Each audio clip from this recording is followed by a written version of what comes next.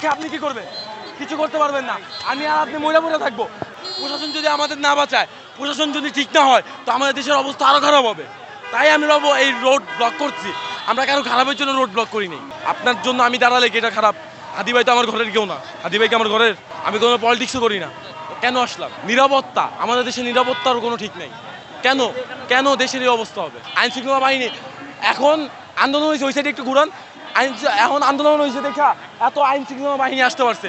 যখন দেশে মানে আওয়ামী লীগ স্বৈরাচাররা যখন আপনার ককটেল বিস্ফোরণ, ফাঁকা আওয়াজে গুলি করে, মানুষদের গুলি করে, তখন আমাদের আইন থাকে কোথায়? আমাদের প্রশাসন থাকে কোথায়? আপনি মনে হয় দেখছেন অ্যাম্বুলেন্স থাকলে বা কোনো রোগী থাকলে আমরা সাথে সাথে যেতে দিই, আমরা ওগুলো ধাক্কায় সব কিছু যেতে দিই। যারা দেখাচ্ছে মেডিকেল রিপোর্ট প্রত্যেকজন যেতে পারছে, তাদের আমরা জায়গা করে দিচ্ছি যে আপনারা যদি অসুস্থ থাকেন বা হসপিটাল থেকে আসেন, আপনাদের আমরা যেতে দেবো। গতকালকে সংবাদ পেয়েছি যে যারা ঘাতক ছিল হাদি ভাই, তারা বর্ডার দিয়ে পালিয়ে গিয়েছে। এটার জন্য কারো হাত রয়েছে কিনা? ইন্ডিয়ান কিছু মানে আর কি সাইড আছে বাংলাদেশে, ওদের কিছু ষড়যন্ত্র হতে পারে, আবার এমনও হতে পারে যে তারা পালায়ও নাই। আমার কথা হচ্ছে যেটা আমি 100% জানবো, যেটা আমার চোখে দেখা প্রুফ আছে, সেটাতে বিশ্বাস করবো। যেটাতে প্রুফ নাই, চোখে দেখা না, সেটাতে আমার বিশ্বাস করার কোনো মতে আসে না।